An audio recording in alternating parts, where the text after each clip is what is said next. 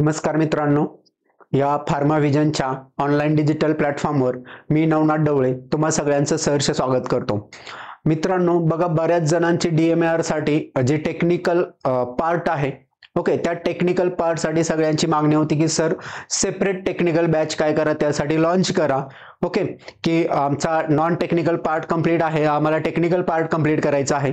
त्यासाठी आपण तुम्हा सगळ्यांसाठी काय करून तुम्हा सगळ्यांसाठी मी आज काय करतोय तर जो टेक्निकल पार्ट आहे, ओके, त्यावर आपण काय करतोय, एक बॅच लॉन्च करतोय.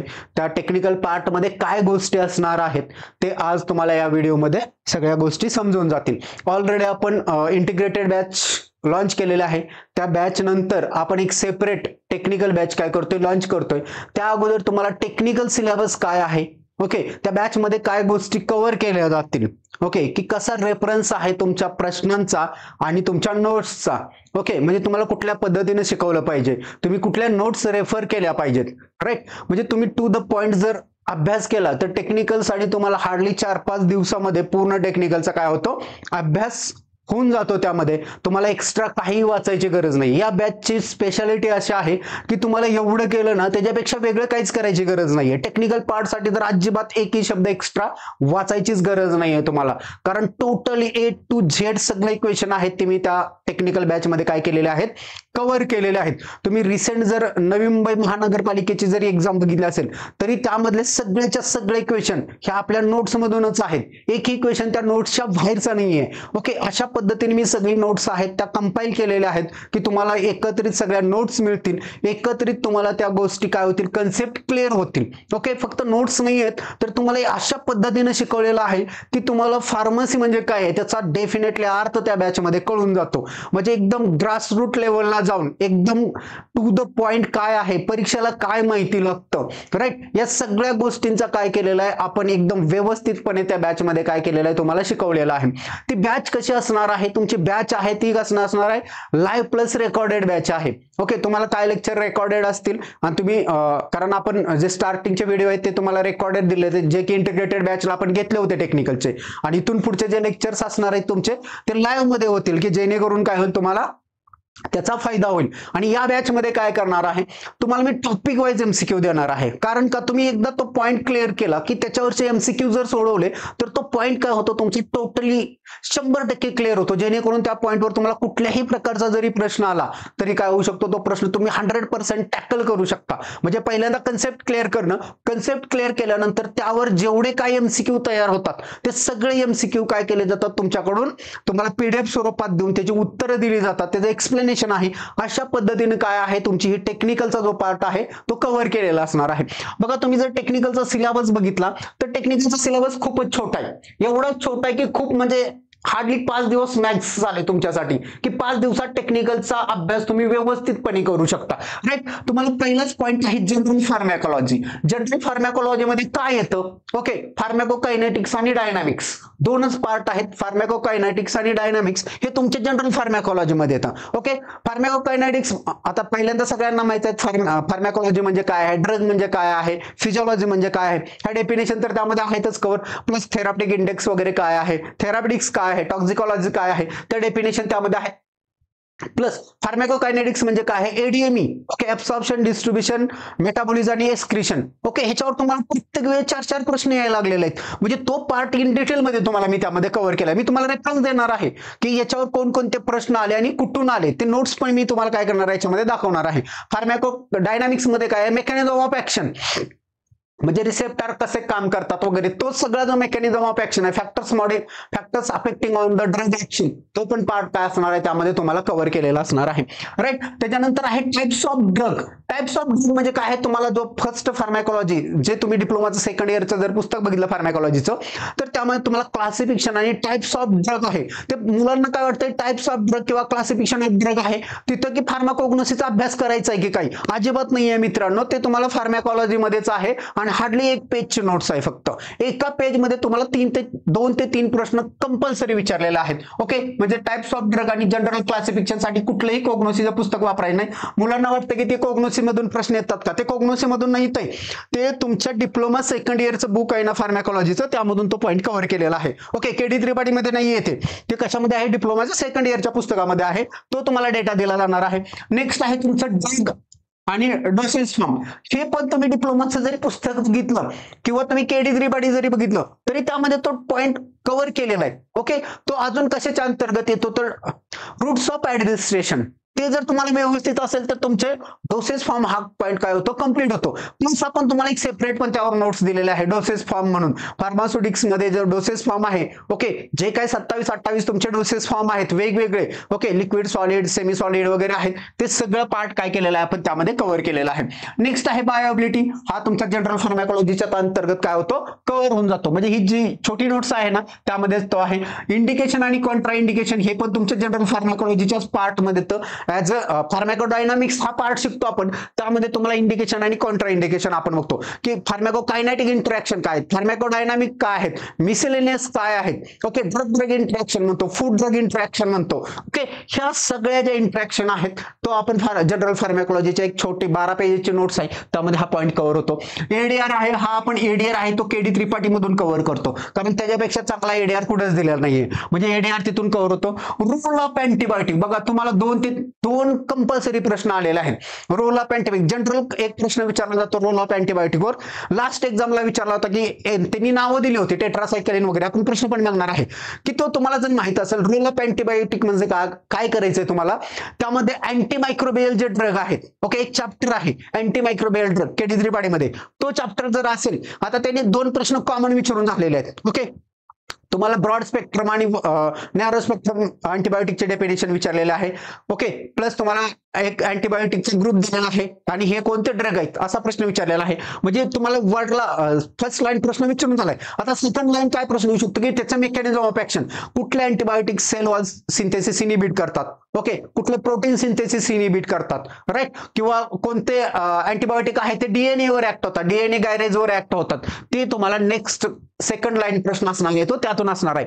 तो पण मी तुम्हाला टॉपिकचे नोट्स दिले आहेत. 1.5 पेजेसची नोट्स आहे फक्त, एक पाठपुट आणि त्याच्या पाठीमागचा अर्धा पेज. त्यामध्ये तुम्हाला 2 प्रश्न काय होतात आहे? कव्हर होतात आहे, राईट. त्याच्यानंतर आहे क्लिनिकल फार्माकोलॉजी. क्लिनिकल फार्माकोलॉजी तुम्हाला केडी त्रिपाठी मधून मी खूप चांगल्या पद्धतीने केलेलं आहे. म्हणजे ड्रग मॉडिफाईंग द फार्मॅकोलॉजिकल ऍक्शन, म्हणजे ड्रगची फार्मॅकोलॉजिकल ऍक्शन कशी मॉडिफाय केली जाते, कोणकोणते फॅक्टर्स आहेत, ओके, आणि क्लिनिकल ट्रायल्स म्हणजे काय असतं, ड्रगचं क्लिनिकल ट्रायल्स म्हणजे काय असतं, या गोष्टी आहेत त्या तुमच्या क्लिनिकल फार्मॅकोलॉजीची एक 4-5 पेजेसची नोट्स आहे, त्यामध्ये ते कव्हर होतं. न्यूरो फार्मॅकोलॉजी आणि सायको फार्मॅकोलॉजी. सायकोमध्ये अँटी डिप्रेसंट येतात, न्यूरोमध्ये तुम्हाला सीएनएस स्टिम्युलंट, सिडेटिव्ह, हिप्नोटिक्स, ओके, हे 2-3 कॅटेगरीज आहेत मेजर त्यात. आणि बघायला गेलं तर अजून दुसरा एक त्यात कव्हर केला जातो की जनरल अनास्थेटिक ड्रग. ओके, कुठले ड्रग आहेत तर जनरल अनास्थेटिक, जे की तुमच्या सीएनएस वर ऍक्ट होतात. ओके, तिथं तुम्हाला लोकल अनास्थेटिकचा अभ्यास करायची गरज नाही, फक्त जनरल अनास्थेटिक ड्रगचा. त्यावर तुम्हाला 2 ते 3 प्रश्न कंपल्सरी येतात आणि ते पण फर्स्ट लाईन प्रश्न आहेत.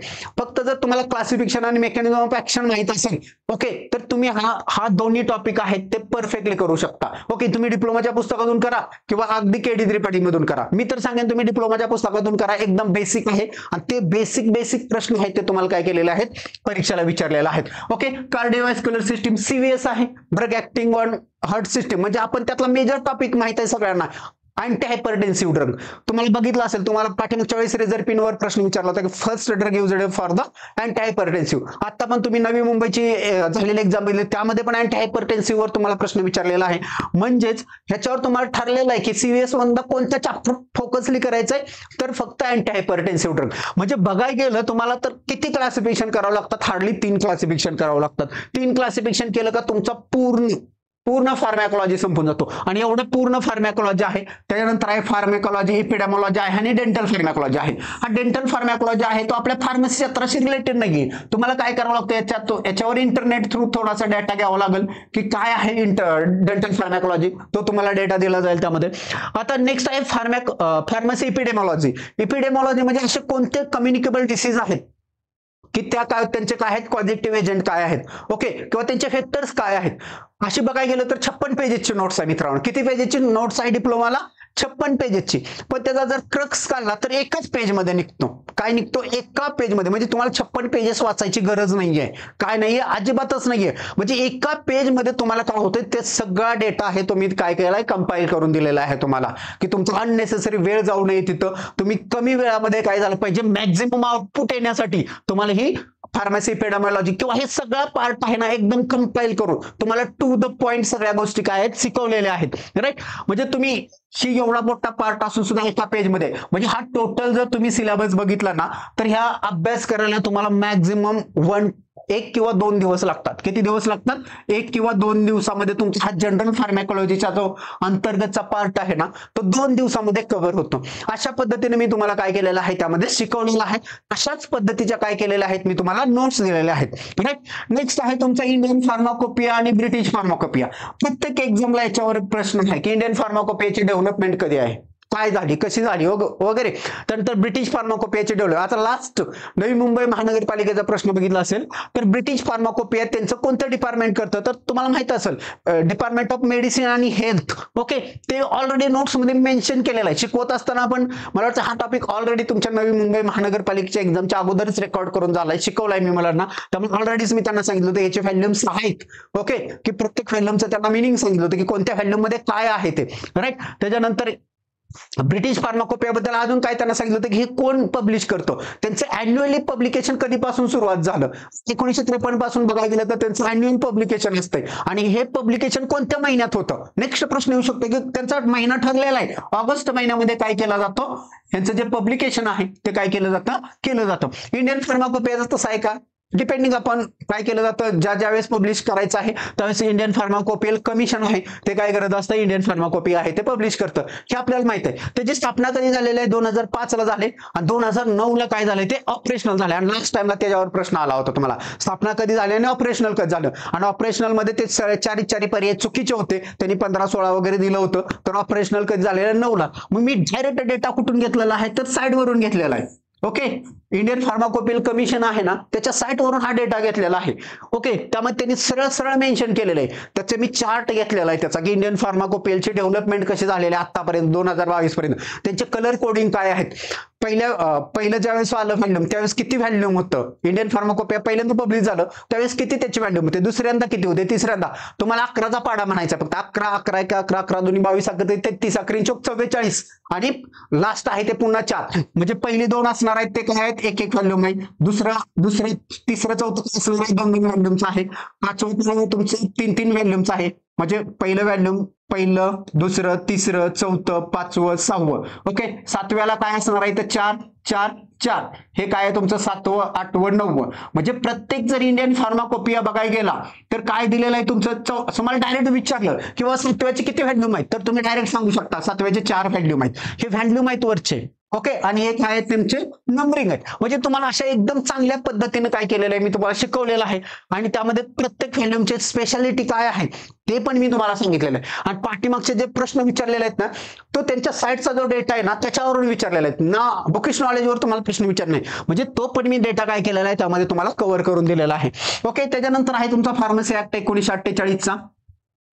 तो डायरेक्ट आपण फार्मसी ऍक्ट न बघता त्याच्या अगोदर आपण त्याची क्रोनॉलॉजी बघितली, ओके. फार्मसी एज्युकेशन किंवा फार्मसी एज्युकेशनची जी क्रोनॉलॉजी आहे इंडियामधली, ओके, ब्रिटिश इरा होता तेव्हापासूनच्या आतापर्यंत ती पूर्ण क्रोनॉलॉजी आपण बघितली की जेणेकरून क्रोनॉलॉजीवर काय होतात 2-3 प्रश्न येतात आहे. इंडियन फार्मसी असोसिएशन कधी झालं इंडियन फार्मसीचं, ओके. ते पण प्रश्न आपण ऑलरेडी अगोदरच कव्हर केला, ऑलरेडी क्लासमध्ये शिकवलंय पण मुलांना, त्याच्यावर पण तुम्हाला प्रश्न विचारलेला आहेत, ओके. आता रिसेंट परीक्षेमध्ये त्यावर प्रश्न विचारलेला आहे. ड्रग अँड कॉस्मेटिक वर तर खूपच सारे प्रश्न आहेत. ड्रग अँड डीएनसी ऍक्ट म्हणतो 1940 आणि त्याचे रूल 45, राईट. त्याच्यावर आपण एकदम डिटेल मध्ये शिकवलेलं आहे. त्यातला कुठला पार्ट करायचा काय, तुम्ही ओरिजिनल ऍक्ट बघायला गेलं तर 615 पेजेसचा ओरिजिनल ऍक्ट आहे डीएनसी ऍक्ट आणि त्याचे रूल बघायला गेलं तर 615 पेजेस. त्याचे डीएनसी ऍक्ट मध्ये जर आपण सेक्शन बघायला गेले तर 38 सेक्शन आहेत ते ऍक्टचे आहेत आणि 169 सेक्शन आहेत ते रूलचे आहेत. मग त्यातले कुठले सेक्शन करायचे, कुठले सेक्शन लक्षात ठेवायचे, ते सगळं डिटेलमध्ये मी तुम्हाला त्यामध्ये शिकवताना पण सांगितलेलं आहे. तुम्हाला नोट्स मध्ये पण मी तसं मेन्शन करून दिलेलं आहे. म्हणजे हा ऍक्ट खूप चांगल्या पद्धतीने शिकवलेला आहे. म्हणजे तुम्हाला मॅन्युफॅक्चरिंग रिलेटेड काय असतील, ड्रग लायसन्स रिलेटेड काय असतील, इम्पोर्ट एक्सपोर्ट रिलेटेड काय असतील, सीडीएल काय आहे, ड्रग इन्स्पेक्टर काय आहे, गव्हर्नमेंट अनालिस्ट काय आहे, डीटीएबी काय आहे, डीसीसी काय आहे, ह्या सगळ्या त्यांचं कंपोजिशन, त्याचा चेअरमन कोण असतो, ड्रग डेफिनेशन कुठं असतात. बघा लास्ट टाइमला 2 प्रश्न असे विचारले होते ते डायरेक्ट होते, प्रश्नातच उत्तर दिले होते तुम्हाला.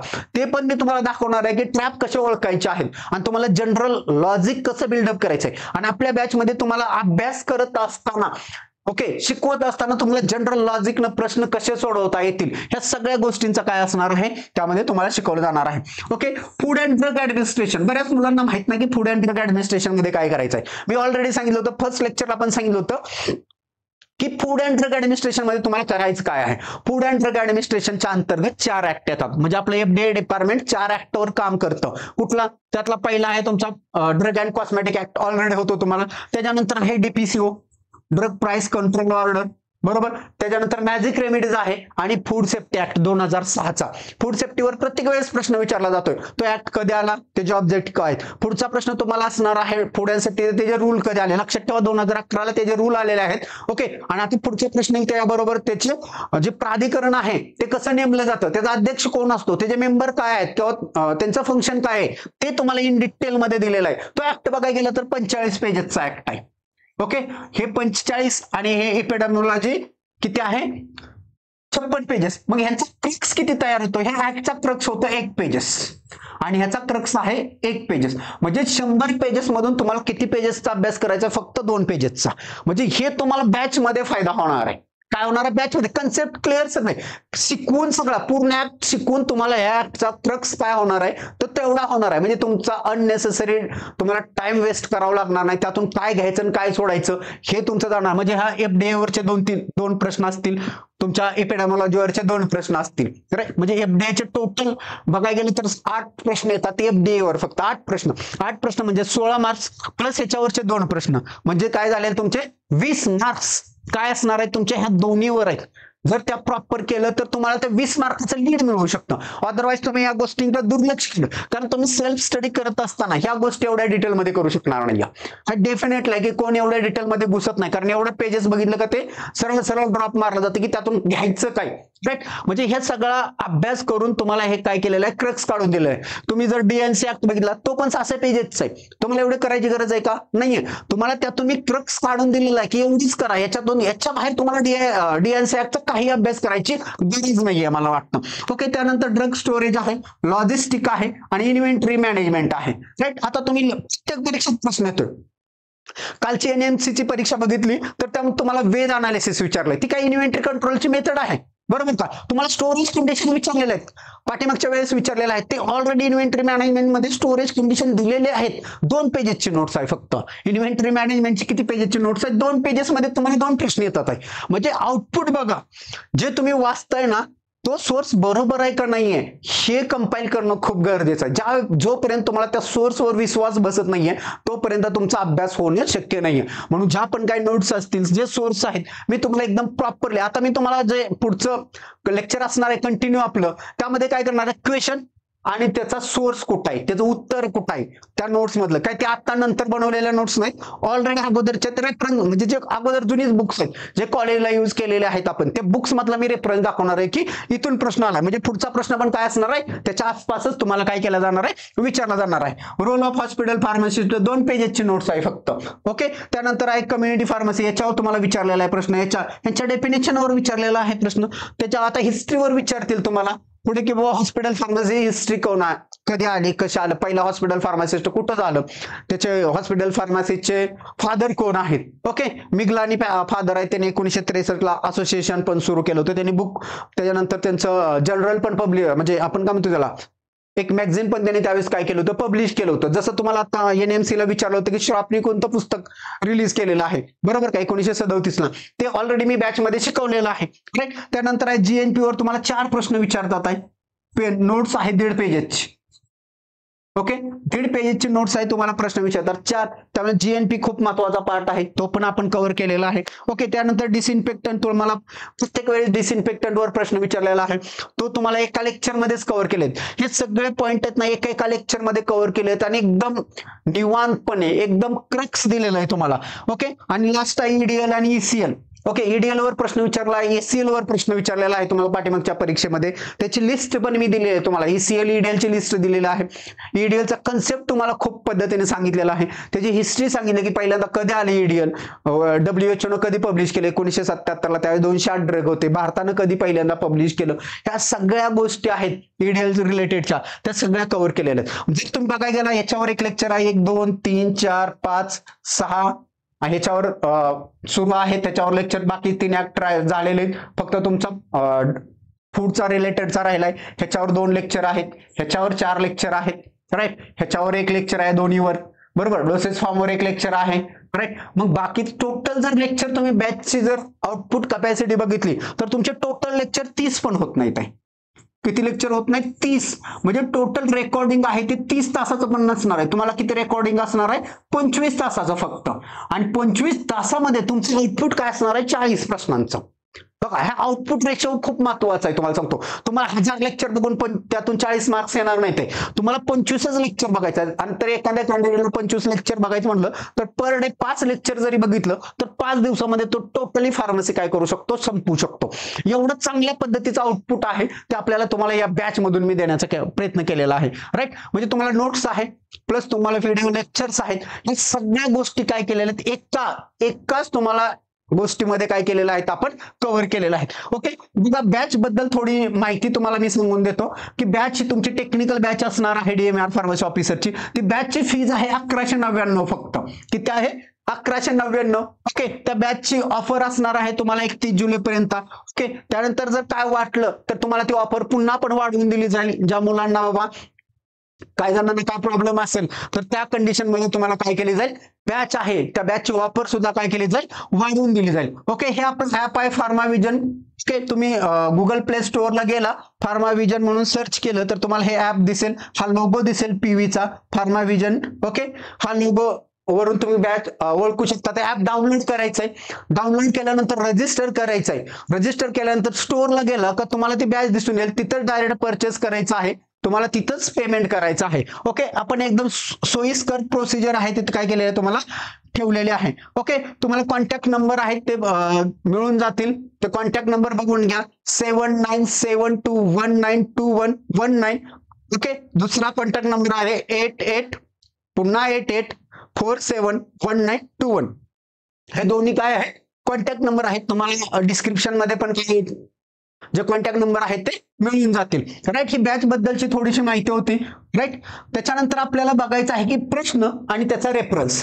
काय बघायचं आहे? प्रश्न आणि त्याचा रेफरन्स. पहिलाच प्रश्न आहे तुम्हाला डेंटल फार्माकोलॉजीचा आणि तो आहे की तुम्हाला डेफिनेशनच विचारलेलं आहे. तुम्हाला इथे इंटरनेटचा यूज करायचा आहे, म्हणजे जनरल माहिती आहे. तुम्हाला त्याच्या नोट्स असेल 1-1.5 पेजेसची, ती नोट्स दिली जाईल. तुम्हाला डेंटल फार्माकोलॉजीची डेफिनेशन विचारली होती. ओके, मग असे प्रश्न सोडवायचे कसे? अगर तुम्हाला येत नाही, एखादा वेळ प्रश्न आला, प्रश्न नीट वाचून घ्या मित्रांनो. त्यांनी विचारलं का डेंटल फार्माकोलॉजीची डेफिनेशन काय? Which statement is correct regarding the dental pharmacology. Okay, तुम्हाला ते ओळखायचं असेल तर बघा, आता इथं डेंटल फार्माकोलॉजी म्हटलं, इथं युअर दिलेलं आहे, कॅन्सल झाला प्रश्न. ओके, इथं काय दिलेलं आहे? Second, it is a branch of medicine deals with the investigation and treatment of only beams. इथं टीतच शब्द नाही ना, म्हणजे हा पण कॅन्सल झाला तुमचा प्रश्न. ओके, राहिला पहिला काय बघा, it is a branch of medicine science dealing with the investigation and treatment of only teeth. इथं काय म्हटलंय? ओनली टीथ म्हटलंय. ओनली टीथ म्हटलंय. ओनली टीथ चालेल का? नाहीये. डेंटल फार्माकोलॉजी मध्ये काय येतं? टीथ प्लस ओरल कॅव्हिटी, म्हणजे जो पण तुमचा ओरल कॅव्हिटी आहे त्याच्याबद्दलची जी काय फार्माकोलॉजी आहे त्याला आपण डेंटल फार्माकोलॉजी म्हटलेलं आहे. म्हणजे तुम्हाला याचं उत्तर येत नसताना तुम्ही काय करू शकता? एक इलिमिनेशन मेथड वापरून काय करू शकता? याचं उत्तर सोडू शकता. म्हणजे तुम्हाला हे इलिमिनेशन उत्तर आलं असतं. सेकंड आहे जे लिक्विड डोसेज फॉर्म आहे त्यांचं किती गटामध्ये वर्गीकरण केलेलं आहे. ओके, तुम्ही जर नोट्स मध्ये बघायला गेला तर पेज नंबर 122 ला, ओके, पेज नंबर 122 ला गेला तर तुम्हाला डायरेक्ट ते डोसेज फॉर्मचं काय मिळून जाईल? क्लासिफिकेशन मिळून जाईल इथं. राईट. बघा लिक्विड डोसेज फॉर्म किती मध्ये क्लासिफाय केलेलं आहे? 2, मोनोफेजिक आणि बायफेजिक. मिळालं का उत्तर तुम्हाला? हे नोट्स मध्ये मी नोट्स सगळे कंपाइल करून ठेवलेले आहे ऑलरेडी, की तुम्हाला कुठल्या पेजवर काय आहे, म्हणजे अगदी टू द पॉइंट रेफरन्स दिलाय, की तुम्हाला असं नाही की उगाच सांगितलंय आहे माझ्या नोट्स मध्ये, अजिबात नाहीये. मी तुम्हाला कंपाइल करून सांगतोय सगळ्या की गोष्टी कुठं आहेत. तुम्ही डोळे उघडून नीट पहा की बाबा, जेणेकरून तुम्ही ज्या नोट्स वाचणार आहात त्या बरोबर आहेत का नाहीये हे कळण्यासाठी मी तुम्हाला काय केलेलं आहे, सगळ्या गोष्टींचा रेफरन्स दिलेला आहे. नेक्स्ट प्रश्न बघा, तुम्हाला उत्तर मिळालेलं आहे की काय आहे? 2 आहे म्हणून, बरोबर. नेक्स्ट प्रश्न, not regarding the drug and cosmetic act 1940, म्हणजे कुठलं स्टेटमेंट नाही आहे, ओके, असं विचारलेलं आहे. आणि हा प्रश्न चुकीचं उत्तर दिलंय त्यांनी. काय केलेलं आहे ह्या, आता त्यावेळेस मुलांनी, मला वाटतंय मुलांनाच कळालं नसेल की हा प्रश्न काय आहे, म्हणून त्यांनी आन्सर केला, अपील केलं नसेल, पण हा प्रश्न चुकीचा, उत्तर चुकीचं दिलंय मित्रांनो. ओके, बघा तुम्हाला मी सगळं रेफरन्स सह दाखवणार आहे. पहिले काय दिलं, drug and cosmetic act does not define manufacturer. Manufacturer दिलंय 3F मध्ये, मॅन्युफॅक्चररचे डेफिनेशन दिले. कशामध्ये? सेक्शन 3 DNC ऍक्टचा सेक्शन 3 मधला F जो पार्ट आहे ना, त्याच्यामध्ये तुम्हाला मॅन्युफॅक्चररची डेफिनेशन दिले. म्हणजे हे बरोबर आहे स्टेटमेंट, बरोबर. त्यांनी तुम्हाला चुकीचं विचारलंय, हे तर उत्तर येऊ शकत नाही. Drug and cosmetic act including rule does not define or distinguish term drug and medicine, हे उत्तर यायला पाहिजे होतं. हे डिस्टिंग्विशच केलेलं नाही त्यानं, बरोबर का? कुठलं डिस्टिंग्विश केलेलं नाहीये असं विचारलेलं आहे तुम्हाला, राईट. त्यानंतर term cosmetic is defined in the section 5 of the act. 5 act ह्याच्यामध्ये आहे का? नाहीये. तुम्हाला कुठल्या सेक्शन कॉस्मेटिकची डेफिनेशन कशामध्ये दिले? सेक्शन 3 मध्ये दिलेलं आहे. म्हणजे चुकीचं कुठलं आहे? तर उत्तर काय पाहिजे होतं तुमचं? हे पाहिजे होतं. उत्तर काय पाहिजे होतं? हे कॉस्मेटिकचे कशामध्ये दिले? सेक्शन 3 मध्ये दिले. आणि पुन्हा तुम्ही हा प्रश्न रिपीट केलाय तुम्हाला पुढं, तिथं उत्तर त्यांनी 3 दिलंय, राईट. आणि इथं देताना काय दिलं? सेक्शन 5 म्हटलंय, म्हणजे हे चुकीचं होतं. ओके, ड्रग बद्दल हे बरोबर आहे. म्हणजे तुम्हाला कळायला पाहिजे होतं की याचं चुकीचं काय उत्तर आहे. म्हणजे मुलांनी व्यवस्थित ऍप्लिकेशन न केल्यामुळं, अपील न केल्यामुळं हा प्रश्न तसाच राहून गेला. तुम्हाला इथं क्लिअर झालं पाहिजे की हे सेक्शन कशामध्ये दिलेलं आहे? 3 मध्ये दिलेलं आहे, बरोबर. म्हणजे हे सगळ्या गोष्टी आहेत त्या काय आहेत तुम्हाला, म्हणजे जर तुमचा प्रॉपर अभ्यास असता तर असे प्रश्न काय करू शकता तुम्ही, टॅकल करू शकता. या प्रश्नाचं उत्तर 165 आणि 166 पेज नंबरला आहे. ओके, किती नंबरला? 165 प्लस 166. तुम्हाला मी दाखवतो.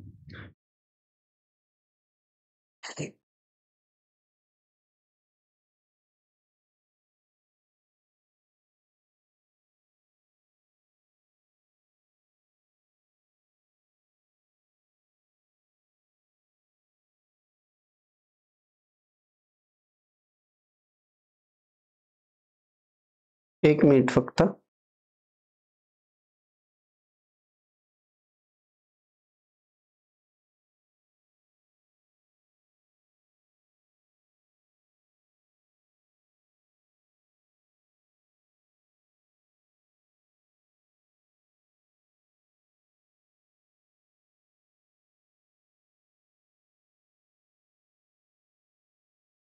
इथं बघा, सेक्शन 3F मध्ये काय दिलेलं आहे तुम्हाला? मॅन्युफॅक्चररचे डेफिनेशन दिलेलं आहे. कशामध्ये दिलेलं आहे? 3F. मॅन्युफॅक्चरर आहे, इथं तुम्हाला डेफिनेशन दिलेलं आहे. म्हणजे त्यांनी बोललेलं वाक्य काय आहे? चुकीचं आहे. तुम्हाला कॉस्मेटिकची पण डेफिनेशन दिलेलं आहे. ओके, म्हणजे जे पण काय आहे तुमच्या ऍक्ट मध्ये सगळं तुम्हाला नोट्स मध्ये दिलेलं आहे. आणि मी तुम्हाला एक टिक मार्क्स करून पण नोट्स मध्ये सांगितलेले आहेत. म्हणजे एकदम टू द पॉइंट ह्या काय केलेल्या आहेत गोष्टी सांगितलेल्या आहेत. नेक्स्ट प्रश्न बघा तुमचा, 4था प्रश्न, टिंब is probably the most complex structure in the known universe. हा तुम्हाला जनरल प्रश्न आहे, जनरल नॉलेज वरचा प्रश्न आहे. तुम्ही पर्यायवरून याचं काय करू शकता? उत्तर देऊ शकता. ह्युमन डायजेस्टिव्ह सिस्टीम नाहीये कॉम्प्लेक्स, ह्युमन ब्रेन कॉम्प्लेक्स, अजून याच्यावर टोटली रिसर्चच झालेला नाही. ह्युमन हार्ट नाहीये कॉम्प्लेक्स, ह्युमन आय कॉम्प्लेक्स नाही. म्हणजे हे जनरल तुम्ही जरी याचं उत्तर दिलं असतं तरी हा प्रश्न तुम्हाला सुटण्यासारखा होता.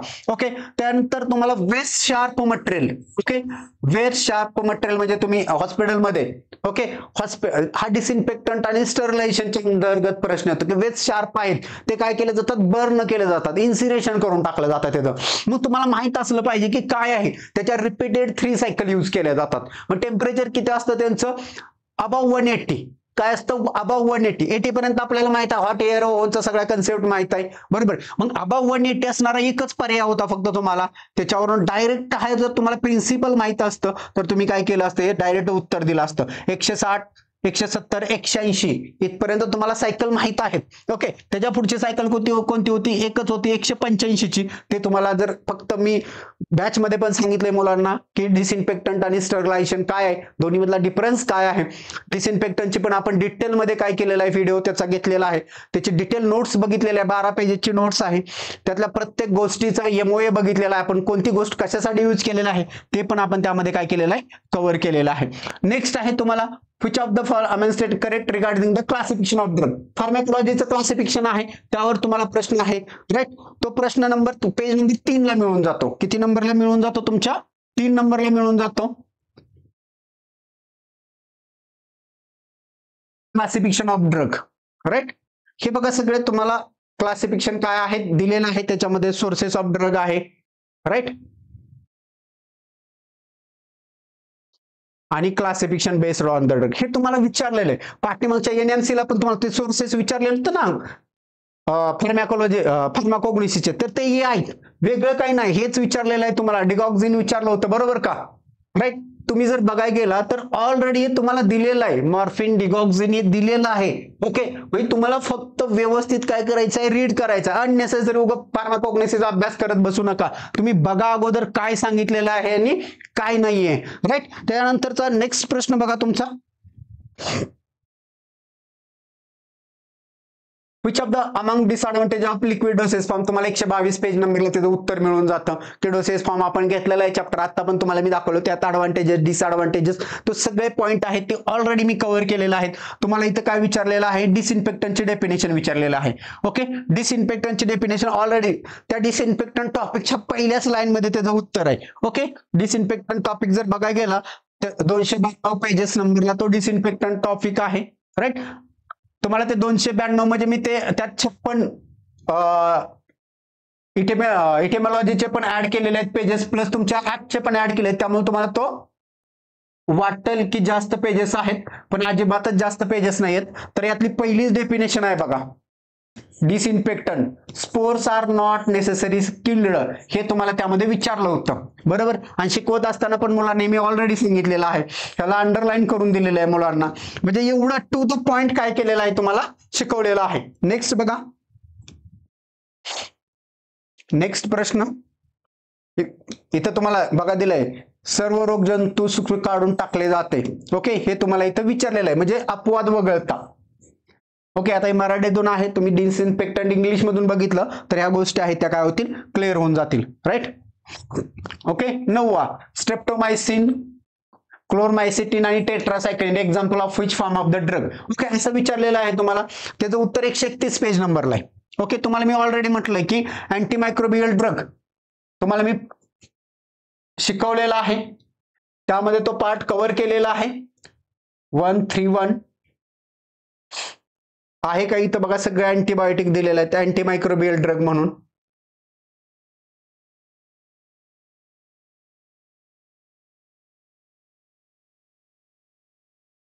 दिलेले आहेत सगळे अँटीमायक्रोबियल ड्रग. ओके, हे तुम्हाला विचारलेलं आहे. आता क्लासिफिकेशन बेस विचारलेला आहे, पुढच्या वेळेस तुम्हाला मेकॅनिझम बेस प्रश्न येणार आहे की मेकॅनिझम काय आहे त्यांचा, सेल वॉल इनिबिट करतात, सेल मेम्ब्रेन आहे, प्रोटीन सिंथेसिस आहे, mRNA आहे. ओके, आता हे याच्यावर विचारून झालेला आहे त्यांचा, यावरच्या केमिकल स्ट्रक्चर बेस विचारून झालेला आहे. पुढचा असेल तुम्हाला मेकॅनिझम ऑफ ऍक्शन बेस असेल प्रश्न.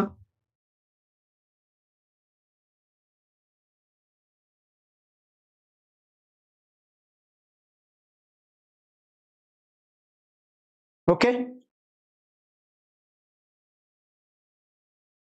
हे दिलेलं आहे तुम्हाला. वाईड स्पेक्ट्रम पण विचारलं होतं आता एनएमसी ला की ब्रॉड स्पेक्ट्रम काय आहे, नॅरो स्पेक्ट्रम काय आहे, तो इथला प्रश्न आहे तुमचा.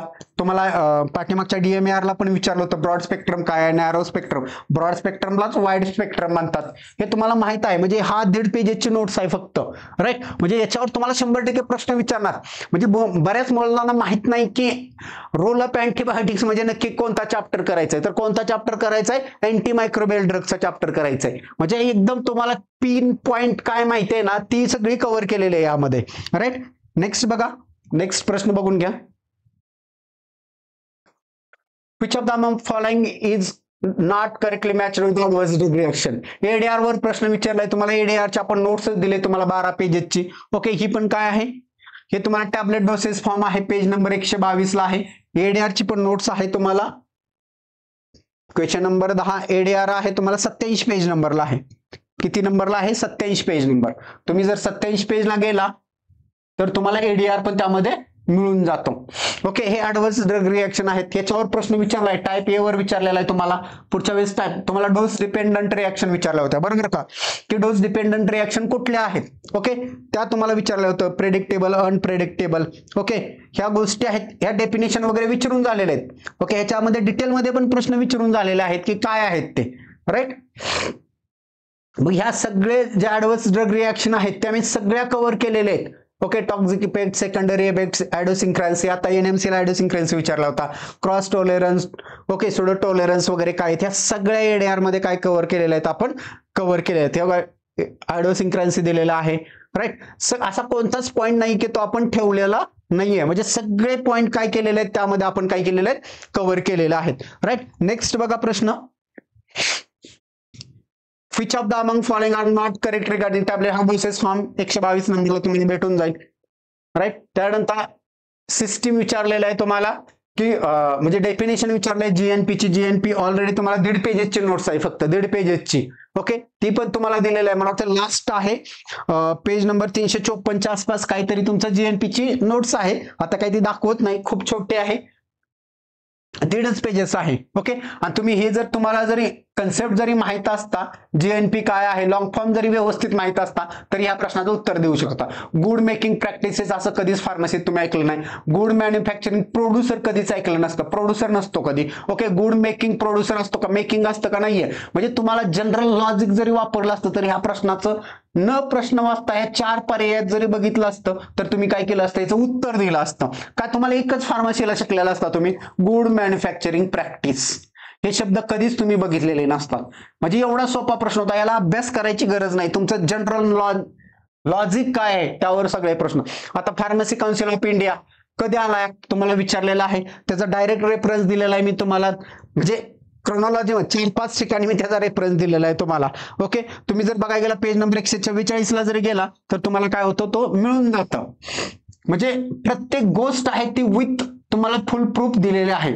ओके, आहे का फार्मसी ऍक्ट 1948 चा, ह्याची क्रोनॉलॉजी पण ऑलरेडी आपण कव्हर केलेली आहे टोटली पूर्ण. ह्याची ऍक्ट आला कसा, ओके, चोप्रा कमिटी काय होती, भोर कमिटी काय होती, त्यांच्या शिफारसीनुसार ऍक्ट आला. ओके, हा ऍक्ट आल्यानंतर काय केलं, 1948 ला आपण कमिटी, इंडियन फार्माकोपियल कमिटी स्थापन केली 48 ला, त्याच्यावर प्रश्न आलेला आहे तुम्हाला. आणि त्याच्यानंतर कमिशन कधी केलेलं आहे, आपण 49 ला केलं. ओके, म्हणजे ह्या सगळ्या गोष्टी आहेत त्या काय केलेल्या आहेत, आपण कव्हर केलेल्या आहेत. मग ह्यांनीच पुढे एज्युकेशन रेग्युलेशन आणले, म्हणजे जे फार्मसी क्षेत्रात फार्मसी प्रोफेशन रिलेटेड ज्या काही गोष्टी आहेत ते ऍक्ट नुसार आलेले आहेत. आणि हे ऍक्ट आपण ऑलरेडी क्रोनॉलॉजी पण याची कव्हर केलेली आहे. नेक्स्ट प्रश्न बघा, म्हणजे तुम्हाला हे जर पर्याय जरी बघितलं तर तुम्हाला एकच पर्याय ऍक्टचा आठवतं की 45 काय आहे, डीएनसी ऍक्टचा रूल आहेत बरोबर, 50 नाही 47 नाही, म्हणजे हे 2 पर्याय सरळ सरळ चुकीच दिले होते तुम्हाला.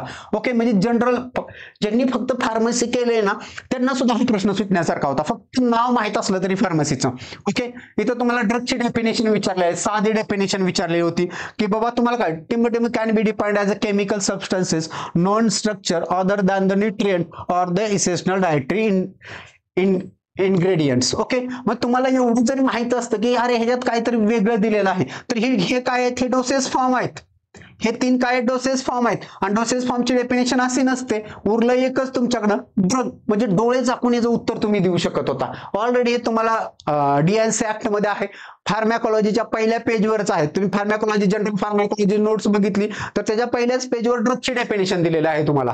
ओके, ती बघायची गरज नाही, तुम्ही नोटच्या पहिल्याच पेजवर आहेत ह्या गोष्टी सगळ्या मी मेन्शन केलेल्या आहेत. अननेसेसरी आपण त्यात वेळ न घालवता पुढचा प्रश्न बघूया. Okay, in which year the food safety and standard act are passed in India. Okay, कधी आहे तर 2006 ला आहे. ओके, नोट्सला आहे, तुम्हाला मी दाखवलेलीच आहे. 2011 ला काय आले त्याचे रूल आलेले आहेत, हे तुम्हाला माहित असावं इथं. आता 2003, 2004, 2008 हे बोगसगिरी आहे. ओके, सरळ सरळ. आणि ज्याला काहीच माहित नव्हतं त्यानं जरी चढता क्रम लावला असता, ओके, कमी पासून जास्त आणि 3 नंबरचं उत्तर मारलेलं असतं तरी त्याचं उत्तर बरोबर येतं. हे थोडीशी अनवेअर्ड टेक्निक आहे पण युजफुल ठरते परीक्षेमध्ये, की चुकीचे उत्तर म्हणजे तुम्हाला जर एखाद्या प्रश्नावर थापच मारायची असेल तर या पद्धतीने काय करू शकता ते तुम्ही इलिमिनेट करू शकता क्रोनॉलॉजीच्या प्रश्नांवर, आणि तुम्ही येतं या पद्धतीने उत्तर, आणि मोस्ट ऑफ 99% उत्तर बरोबर येतं तुमचं. 1% फक्त तुमचं त्या दिवशी नसीब नसेल तर तेवढं जमत नाहीये. हे ऑलरेडी कव्हर केलेलं आहे आपण. ओके, 15 नंबरचा प्रश्न बघायला गेला तर तुम्हाला 311 पेज नंबरला जर गेला तुम्ही तर तुम्हाला ते दिसून येईल. DNC ऍक्ट आपण तिथे तुम्हाला घेतलेला आहे. सॉरी, फूड ऍक्ट 311 आहे का? ऍक्ट कधी आला, काय आला, सगळं आहे. ऍक्ट क्रमांक कितीचा आहे? 34चा आहे. बरोबर, कधीचा आहे? 2006चा आहे. म्हणजे त्याच्या डेट्स विचारू द्या किंवा त्यांनी पुढे जाऊन त्याचे रूल विचारू द्या, ते पण मी याच्यामध्ये काय केलेलं आहे, कव्हर केलेले आहेत. ओके, कुठल्या वर्षात लागू केला संसदेने तर 57व्या वर्षात. हे सगळ्या गोष्टी काय आहेत मी त्यामध्ये तुम्हाला कव्हर करून दिलेल्या आहेत. 1 मिनिट.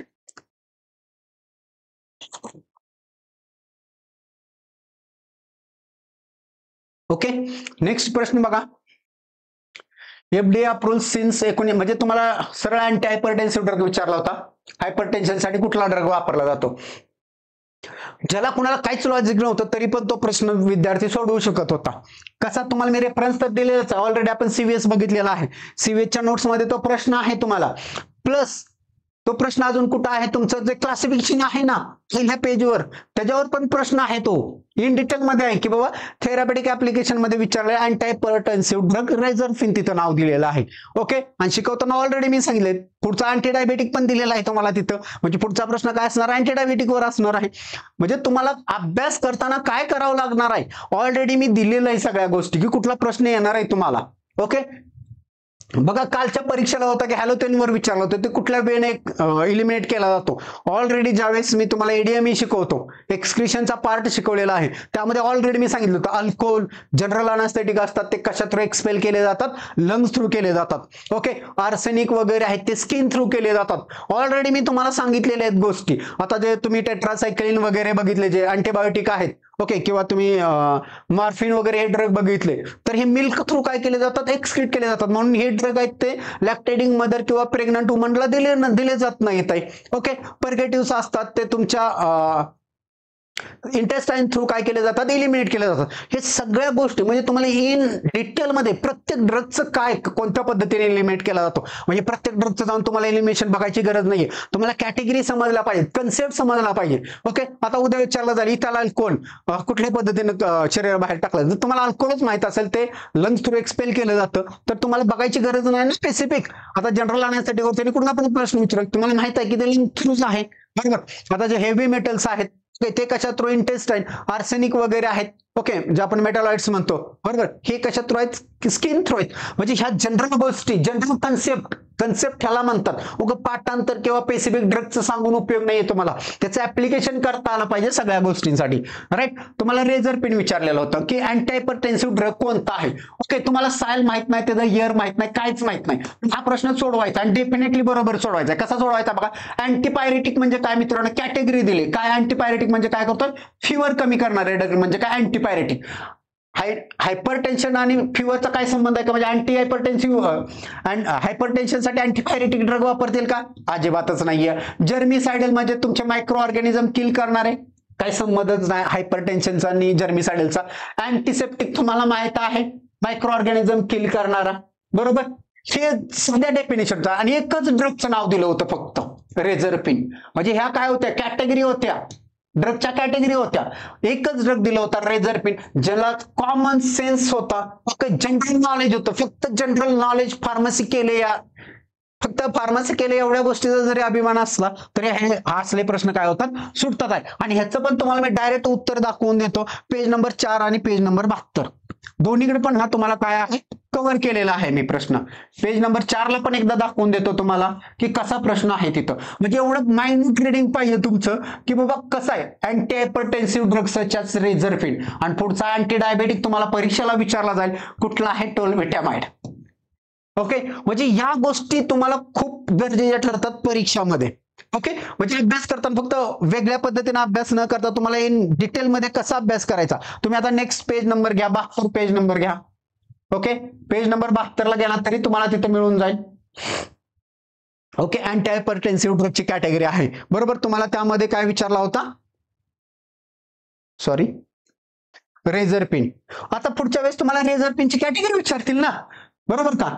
आता रेझर पिन जर विचारून झालेला आहे तुमचा, बरोबर, मग रेझर पेनची पुढल्या वेळेस कॅटेगरी विचारतील की तो कुठल्या कॅटेगरीमध्ये आहे, कारण ऑलरेडी आपण हा कव्हर करतोय सीव्हीएचच्या अंतर्गत, म्हणून हा प्रश्न आला होता तुम्हाला. अँटी हायपरटेन्सिव्हवर प्रश्न का आला होता, तर drug acting on CVS topic दिलेला आहे आपल्याला, म्हणून त्याच्यावर प्रश्न आला होता अँटी हायपरटेन्सिव्हवर. ओके, नेक्स्ट बघा, रिड्यूस बॉडी टेम्परेचर. हे तुम्हाला सरळ कॅटेगरी विचारलेली आहे, कुठली कॅटेगरी आहे ती बॉडी टेम्परेचर रिड्यूस करते. इथंच मी सांगितलं होतं अँटीपायरेटिक असते ते बॉडीचं टेम्परेचर काय करतात, रिड्यूस करतात. ओके, तुम्हाला जनरल व्हायसल अनास्थेसिससाठी आहे. सल्फात ड्रग आहेत, हे काय आहेत, अँटीमायक्रोबियल म्हणून यूज करतात. अँटॅसिड ऍसिडिटीसाठी यूज करतात. राहिला उत्तर काय तुमचं, अँटीपायरेटिक. म्हणजे तुम्ही हे 3 पर्याय डिलीट मारून डायरेक्ट उत्तर काढू शकत होता, अँटीपायरेटिक ड्रग. ओके, नेक्स्ट बघा, Indian pharmacopoeia is published by which of the following institution. काय आहे, which of the following institution. तुम्हाला इथं मी नोट्स मध्ये पण उत्तर दाखवून देईन. त्याच्या अगोदर तुम्हाला हे उत्तर काढायचं कसं, तुम्हाला माहित नाही. ओके, तुम्हाला माहित आहे की बाबा हा मिनिस्ट्री आहे की इन्स्टिट्यूशन आहे. तुम्ही जर प्रश्न नीट वाचला असता, तुम्हाला काय विचारलं तर इन्स्टिट्यूशन, कुठली अशी संस्था आहे काय करते, तुमचं इंडियन फार्माकोपिया पब्लिश करते. मग मिनिस्ट्री म्हटलं असतं तर त्यांनी डिपार्टमेंट म्हटलं असतं, किंवा मिनिस्ट्री हा शब्द वापरला असता. कुठला वापरला असता, मिनिस्ट्री हा शब्द वापरला असता. ओके, म्हणजे तुम्हाला सरळ कळतं की मिनिस्ट्री हा शब्द नाहीये, काय इन्स्टिट्यूशन आहे, म्हणजे एक स्वायत्त संस्था आहे. मग या 4 पर्यायामध्ये स्वायत्त संस्था असणारे कोणता आहे department. Okay, ministry of pharmaceuticals, इथं मिनिस्ट्री दिली, कॅन्सल झालं. Ministry of health and family education, family welfare असतं, म्हणजे मिनिस्ट्री चुकीची दिले, हा पर्याय कॅन्सल झाला. Ministry of health and family welfare, बरोबर, मिनिस्ट्री बरोबर आहे. बरोबर, तुम्हाला काय विचारलं होतं, संस्था विचारली होती. स्वायत्त संस्था कुठली आहे, तर इंडियन फार्माकोपियल कमिशन. ओके, 2005 ला स्थापन झालं, आणि ते काय करतंय आता, आपलं इंडियन फार्माकोपिया आहे ते पब्लिश करतं. कुणाच्या अंतर्गत करतं, कोणत्या मिनिस्ट्रीच्या, कोणत्या मंत्रालयाच्या अंतर्गत करतंय, तर ministry of health and family welfare.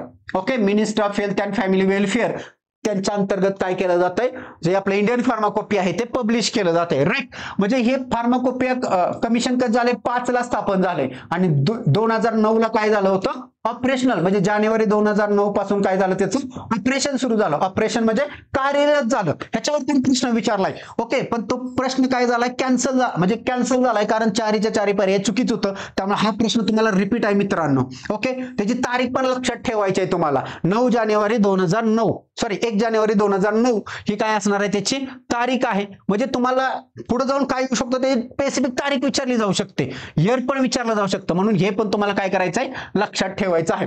Okay, त्याची तुम्हाला डायरेक्ट नोट्स मध्ये दाखवून देतो. 118 पेज नंबरला आहे ते. इंडियन फार्माकोपियल कमिशन कोण पब्लिश करतंय, तुम्हाला नोट्स आहे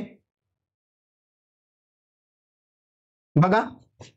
इथं ब्रिटिश फार्माकोपिया, मी तुम्हाला सांगितलं होतं की ब्रिटिश फार्माकोपिया कोण पब्लिश करतात, आताच्या एनएमसी ला प्रश्न आला होता. इथं आहे बघा, मेडिसिन आणि health care product regulatory agency, हे काय करताय, त्यांचं काय करते, त्यांचं पब्लिकेशन करते त्यांच्या ब्रिटिश फार्माकोपियाचं. आणि हे किती ह्याच्यामध्ये आहे, 6 मध्ये आहे. ऑलरेडी मी तुम्हाला सांगितलेलं आहे बाबा, हे 6 ह्याच्यामध्ये आहेत.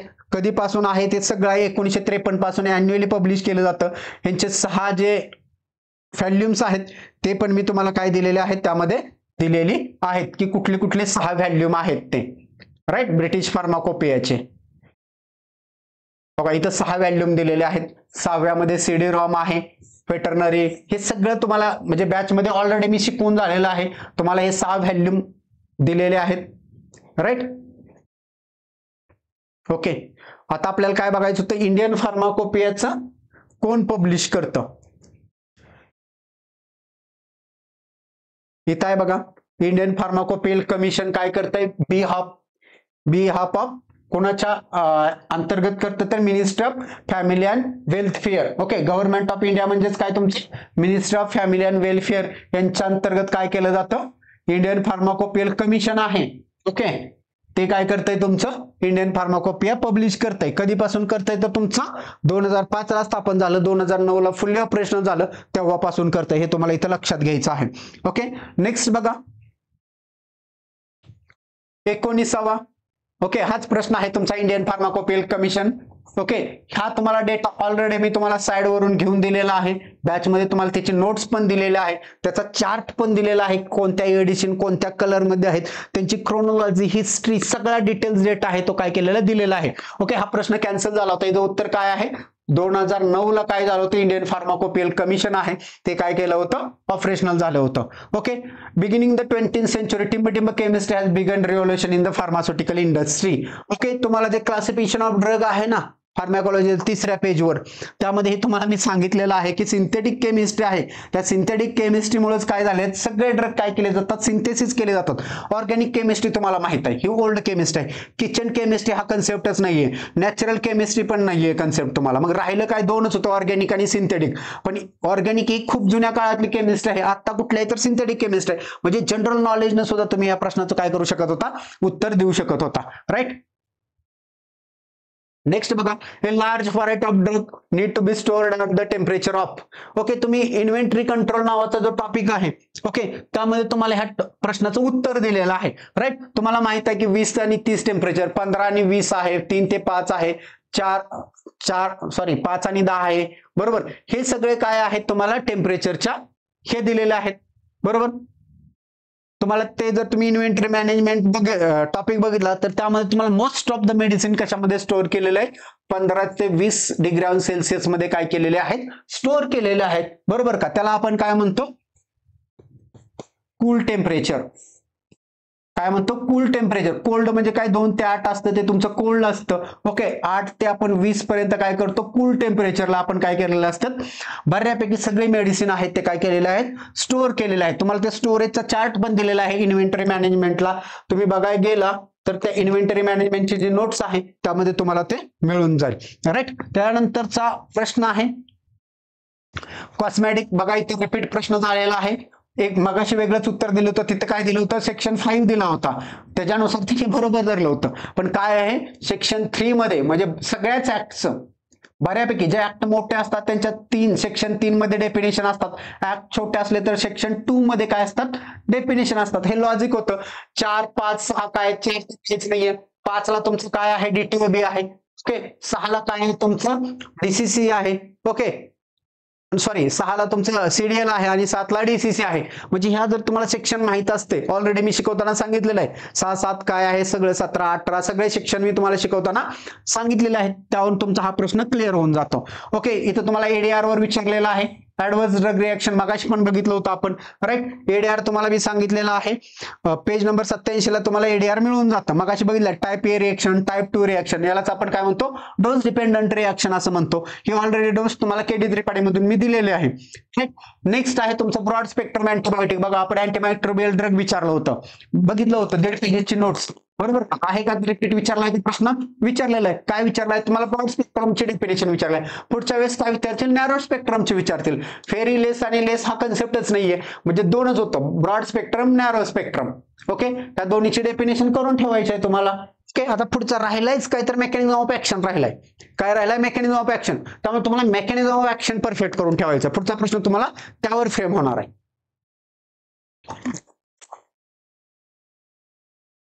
ओके, नेक्स्ट बघा, scientific study of drug and their use. फार्मॅकोलॉजीचं पहिलं पेज काढलं का त्यावर तुम्हाला फार्मॅकोलॉजीची डेफिनेशन मिळते. बघा, ह्याच्यावरून तुम्हाला कळतं study of drug and medicine. तुम्हाला एवढंच माहित असतं, ड्रेसिंगचा संबंध नाही, नर्सिंगचा नाही, एमबीबीएचा नाही. म्हणजे जनरल लॉजिक असतं तरी हे 3 पर्याय काय होतात? डिलीट होतात. ऑप्शन डायरेक्ट उत्तर येतं तुम्हाला. म्हणजे एवढे सोपे आणि सरळ प्रश्न विचारले आहेत. Neuropharmacology study basic functions of which of the following. Neuropharmacology म्हणजे तुम्हाला माहित आहे नर्वस सिस्टीम रिलेटेड आहे. मग नर्वस सिस्टीम रिलेटेड म्हणलं तर एकच पार्ट येतो तुमचा ब्रेन. मग इथं काय दिलंय? आय नाहीये, कॉर्निया नाहीये, हेड नाहीये. डायरेक्ट उत्तर आलं. जनरल प्रश्न होता तुम्हाला, वेगळं असं काय होतं का? नाहीये, एकदम साधा प्रश्न होता. म्हणजे एवढे सोपे प्रश्न आहेत, फक्त तुम्हाला एकदा जस्ट रीड करायचे आहेत फक्त. राईट. नेक्स्ट आहे storage of drug in ward and unit level. म्हणजे आपण जे क्लिनिकल फार्मसी म्हणत होतो, ओके, त्या रिलेटेड तुम्हाला विचारलेलं आहे की क्लिनिकल फार्मसीमध्ये किंवा जनरल कम्युनिटी फार्मसी आहे तुमचं, की त्यामध्ये ड्रग कुठल्या कुठल्या पद्धतीने स्टोअर केले जातात, त्या स्टोरेज कंडिशन विचारलं होतं. Not correct. Which of the following sentence is not correct regarding the storage of drug? मला सांगा, ऑइल और similar substance should be kept in hot and open area. शक्य आहे का? हॉट एरियात जर ठेवलं तुमचे ऑइल किंवा ते काय होतील, डिग्रेड होऊन जातील ना. म्हणजे सरळ सरळ हे चुकीचं होतं, बरोबर का. मग दुसरे बघा एकदम सोपे आहेत. Label each container clear and properly advocate instruction storage, बरोबर आहे. Poison should be kept under away from the, okay, आणि त्याला काय केलं पाहिजे, पॉइझन म्हणून नॉमेनक्लेचर केलं पाहिजे, बरोबर आहे. The ward in charge legally authorised to possess control drug for in this ward or unit, बरोबर आहे, तोच इन्चार्ज असतो, राईट. हे तुम्हाला मी शिकवलेलं आहे, बरोबर. आणि तुम्हाला जनरल लॉजिक वापरून पण कळता येते की ऑइल आपण बाबा उन्हात स्टोअर करू, हॉट कंडिशनला स्टोअर करू का, अजिबात नाही, डिग्रेड होऊन जाईल ना त्यामध्ये. म्हणजे हा पण पॉईंट तुम्हाला इन्व्हेंटरी कंट्रोलच्या मॅनेजमेंटमध्ये आहे, 1.5 पेजेसची नोट्स आहे, त्यामध्ये हा पॉईंट मी ऑलरेडी कव्हर केलेला आहे. ओके, नेक्स्ट आहे तुमचा एडीआर वर प्रश्न विचारलेला आहे. तुम्हाला मी सांगितलं की किती पेजेसला आहे तुमची एडीआर, 123 पेजेसला काहीतरी तुमची एडीआर दिसून येतं, ते तुम्हाला तिथून कव्हर करायचा. सॉरी, 27 पेजेसला आहे एडीआर. एडीआरची नोट 27 पेजेसला आहे, तिथून तुम्हाला एडीआर कव्हर होऊन जातो. Indian pharmaceutical association created division, okay. तुम्हाला माहित पाहिजे की आता हे डिव्हिजन कधी आहे, 1996 ला आली, ओके. अवेअरनेस क्रिएट करण्यासाठी, म्हणजे फार्मॅको व्हिजिलन्स आहे, ओके, की ड्रग इफेक्ट काय आहे, सेफ्टी काय आहे, याच्याबद्दलचा जो अवेअरनेस क्रिएट करायचा होता, त्यासाठी 1996 ला ही डिव्हिजन आली होती. मग आता याच्यावर दुसरा प्रश्न काय फेम होऊ शकतो, तर इंडियन फार्मास्युटिकल असोसिएशन आलंच कधी, ओके, कधी आलं ते तुम्हाला मी क्रोनॉलॉजी मध्ये दिलेलं आहे, ओके. ते बघून घ्यायची क्रोनॉलॉजी की 1937 ला काय आलं होतं, इंडियन क्रोनॉलॉजी आली होती. पेज नंबर 136 ला जर गेला तर तुम्हाला ते मिळून जाईल. मी तुम्हाला दाखवून पण देतो, नाहीतर तुम्ही म्हणणार फक्त असं नाहीये. सगळ्या प्रश्नांची उत्तर आपल्याकडे काय आहेत, रेडीमेड स्वरूपात आहेत, आहे का. एक मिनिट,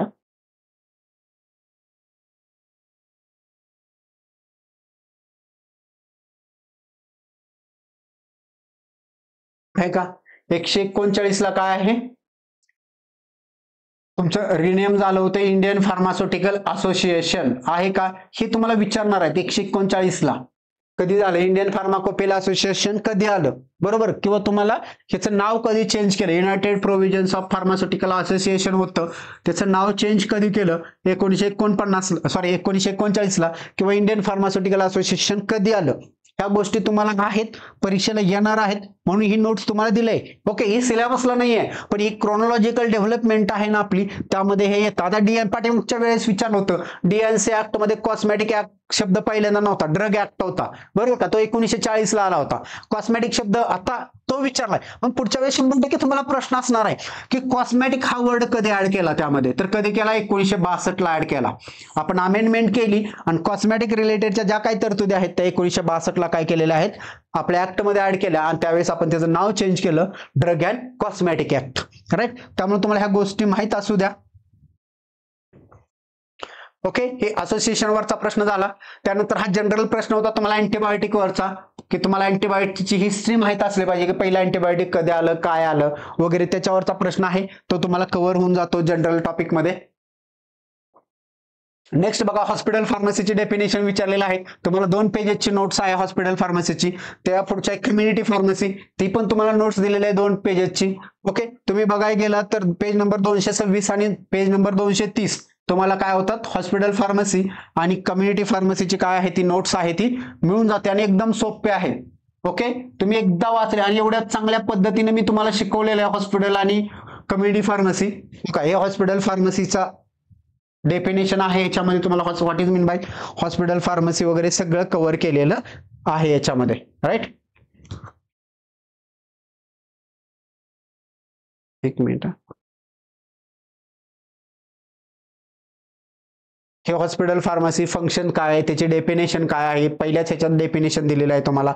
ह्याची मी तुम्हाला इंट्रोडक्शन दिलेलं आहे, याची हिस्ट्री सांगितलेली आहे तुम्हाला, की काय काय हॉस्पिटल फार्मसीमध्ये काय काय चालतं, सगळं एकदम क्लिअर. आता हे बेडवरचा प्रश्न तुम्हाला पाठीमागच्या वेळेस विचारला होता, की किती याच्यासाठी किती बेड असतात, बरोबर का.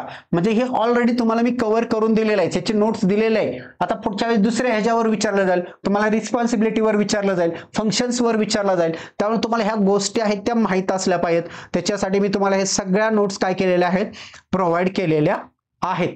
ओके, त्यानंतरचा नेक्स्ट होता तुमचा कम्युनिटी फार्मसी, त्याची डेफिनेशन तुम्हाला विचारलेलं आहे, तो कव्हर केला आहे आपण इथं. आयडियल लोकेशन वगैरे सगळ्या गोष्टी आहेत त्या काय केलेल्या आहेत, त्याचा रोल काय असतो वगैरे वगैरे सगळ्या गोष्टी आपण काय केलेल्या आहेत त्याच्यामध्ये.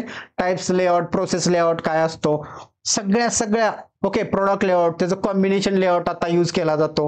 ह्या सगळ्या गोष्टी मी काय केलेल्या आहेत त्यामध्ये तुम्हाला कव्हर करून दिलेल्या आहेत. लिगल रिक्वायरमेंट दिलेलं आहे तुमचे कम्युनिटी फार्मसीचे. रिटेल असेल तर 10 स्क्वेअर फूट असतं, होलसेल प्लेस रिटेल असेल तर 15 square foot, sorry square metre, मीटरमध्ये सांगितलं 10 स्क्वेअर मीटर आणि 15 स्क्वेअर मीटर. आणि जर तुम्ही स्क्वेअर फूट मध्ये बघायला गेला तर 106.7 स्क्वेअर फूट आहे ते तुमचं काय लागतं, रिटेलला लागतं. आणि 161.92 काहीतरी आहे ते तुमचं होलसेलसाठी लागतं. म्हणजे दोन्ही पद्धतीने मी काय केलेलं आहे दिलेलं आहे. त्यांचे लायसन आपण शिकलोय कशामध्ये, DNC ऍक्टला.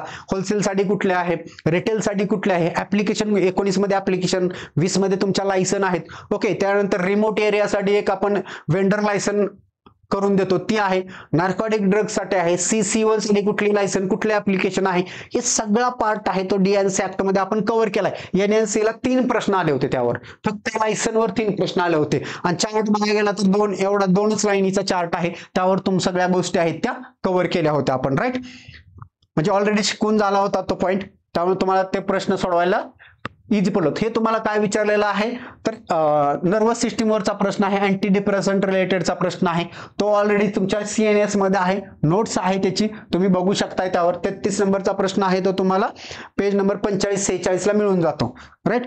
पेज नंबर 45-46 जर बघितलं तर तिथं तुम्हाला अँटी डिप्रेसंट ड्रग आहेत ते मिळतात आहे. ओके, हे पूर्ण अँटीसायकॉटिक आहे. त्यानंतर तुम्ही पुढे गेला तर अँटी डिप्रेसंट आहेत, राईट. हे सगळे ड्रग आहेत ते काय होतात तुम्हाला मिळून जातात. हे ऑलरेडी आपण तुम्हाला नोट्स दिलेले आहे, हे आपण व्यवस्थितपणे शिकवणार आहे तुम्हाला, राईट. त्याच्यानंतर आहे तुमचा नेक्स्ट प्रश्न बघा.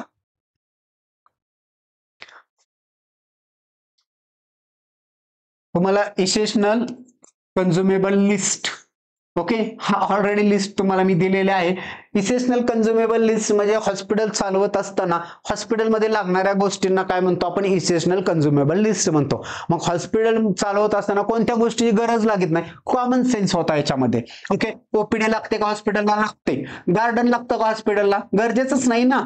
लॅबोरेटरी लागते का, लागते. OT सेटअप लागतो का, लागतो. म्हणजे काय लागत नव्हतं तर तुमचा इसेन्शियल कन्झ्युमेबल लिस्ट मध्ये गार्डन येत नाहीये. पुढच्या वेळी चेअर देतील इन द गार्डन, बरोबर का. म्हणजे ज्या गोष्टी हॉस्पिटलच्या आत येतात त्या सगळ्या गोष्टी लागतात, त्याला म्हणायचं इसेन्शियल कन्झ्युमेबल लिस्ट. आणि तीच आपण दुसरी एक बघितली होती इसेन्शियल मेडिसिन लिस्ट, त्याचा क्रायटेरिया माहित असला पाहिजे तुम्हाला. ओके, आणि आता बऱ्यापैकी काय आहेत सगळे नॅशनल लिस्ट ऑफ मेडिसिन आहे आपली 2011ची, 2022 ला आपण कन्क्लूड केली. त्यात आता किती ड्रग आहेत, 384 ड्रग आहेत. ते सगळे ड्रग काय होतात तुमच्या कन्झ्युमेबल लिस्टला येऊन जातात. ओके, नेक्स्ट बघा. In which of the following year British Pharmacopoeia was made official in the India? Okay, 1985. Already हा प्रश्नाचं उत्तर मी तुम्हाला डिस्कस केलंय क्रोनॉलॉजी मध्ये. ब्रिटिश फार्माकोपिया शिकवत असताना पण दिलेलं आहे त्यामध्ये. ओके, तुम्हाला 2 ठिकाणी त्याची उत्तरं मिळून जातात. ओके, पेज नंबर तुम्ही 135 ला जर गेला तर तुम्हाला एकदम प्रॉपर काय होतं उत्तर मिळून जातं. मी क्रोनॉलॉजी त्यामध्ये कव्हर केलेली आहे सगळी.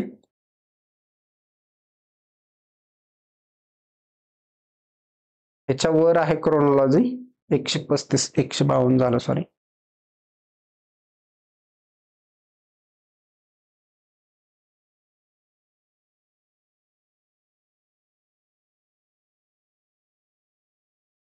ओके, बघा इथं दिलेलं आहे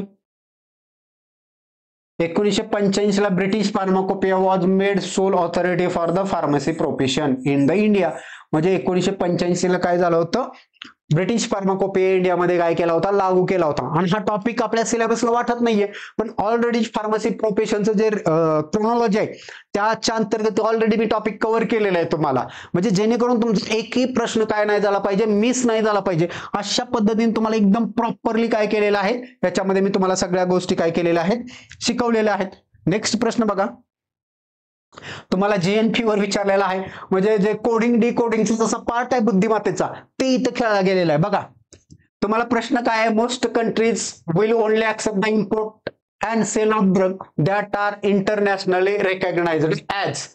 MGP कधी ऐकलंय का? नाहीये. हे काय आहे? GMP आहे, बरोबर का? म्हणजे GNP ला त्यांनी काय केले? डिकोड केलेलं आहे. म्हणजे प्रश्न त्यांच्याकडे ऑप्शन सुद्धा नव्हते की काय करावं, प्रश्न त्या पद्धतीने फॉर्म करावा. GPM, ओके, GMP चं काय केलंय? GPM केले. PGM म्हणजे GMP तीच फिरवलंय. आणि लास्ट जर बघायला गेला तर इथं बरोबर कोडिंग दिले GMP. म्हणजे त्यांच्याकडे पर्याय सुद्धा दुसरे द्यायला नव्हते. मग ज्याला माहित होतं हे असले काय आजपर्यंत फार्मसी तर कधीच ऐकलं नव्हतं, एकच ऐकलं होतं, हेच उत्तर आहे, बरोबर. म्हणजे अशा पद्धतीने प्रश्न पण फॉर्म केलेले आहेत की ते इरिलेव्हंट आहेत, एवढे इरिलेव्हंट आहेत की तुम्ही जाता जाता डोळे झाकून अशा प्रश्नांची उत्तरं द्याल. फक्त तुम्हाला काय पाहिजे? Basic knowledge, basic concept clear असणं गरजेचं आहे. ओके, नेक्स्ट बघा. Good manufacturing practice is important because same पुन्हा विचारलेला आहे.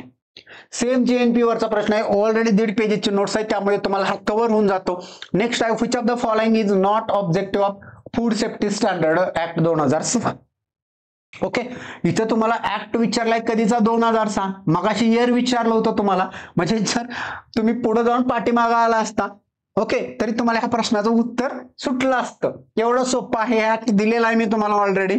ओके, त्यामधून हा प्रश्न कव्हर होतो. म्हणजे एवढं असे प्रश्न विचारलेत की त्या प्रश्नांमध्येच उत्तर दिले आहेत. 5-10 प्रश्नाची उत्तर त्या प्रश्नांमध्येच दिलेले आहेत. ओके, वेगळा अभ्यास करून जायची गरजच नाही. फक्त डोकं शांत ठेवून काय करायचं होतं? सोडायचं होतं. Okay, original act non as काय होतं? ड्रग ऍक्ट 1940 ला, त्याचं नॉमेनक्लेचर 1962 ला आपण बदललं. ते तुमच्या DNC ऍक्टच्या क्रोनॉलॉजी मध्ये मी तुम्हाला दिलेलं आहे.